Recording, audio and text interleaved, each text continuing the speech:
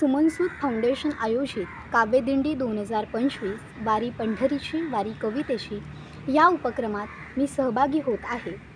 मी सेजल भार्गव मेस्त्री, मुक्काम पोस्ट परसुरी, तालुका संगमेश्वर, जिल्हा रत्नागिरी येथील रहिवासी आहे। या उपक्रमासाठी निर्मला चव्हाण शेवाळे यांच्याकडून मी काव्यवीणा माझ्या खांद्यावर घेतली आहे। माझे मित्र विसू म्हणजेच विजय सुतार यांची दिंडीतील विठ्ठल ही कविता आज मी सादर करीत आहे। कवितेचे शीर्षक आहे दिंडीतील विठ्ठल।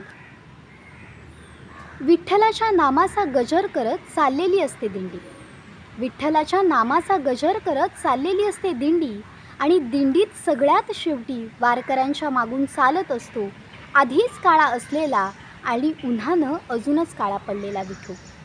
आणि दिंडीत सगळ्यात शेवटी वारकऱ्यांच्या मागून चालत असतो आधीच काळा असलेला आणि उन्हानं अजून काळा पडलेला विठू। मजल दरमजल करत दिंडी पोहोचते पंढरीला, मजल दरमजल करत दिंडी पोहोचते पंढरीला। एक एक वारकरी पुढे सरकतो विठ्ठलाच्या पायावर माथा ठेवून, एक एक वारकरी पुढे सरकतो विठ्ठलाच्या पायावर माथा ठेवून।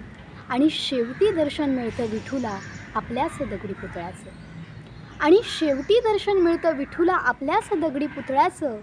तेव्हा पाणवलेले असतात त्याचे डोळे, तेव्हा पाणवलेले असतात त्याचे डोळे, हे पाहून की आपल्या निर्जीव दगडी पुतळ्यासाठी सुद्धा लोक इतकी पायपीट करून येतात। तेव्हा पाणवलेले असतात त्याचे डोळे, हे पाहून की आपल्या निर्जीव दगडी पुतळ्यासाठी सुद्धा लोक इतकी पायपीट करून येतात। धन्यवाद।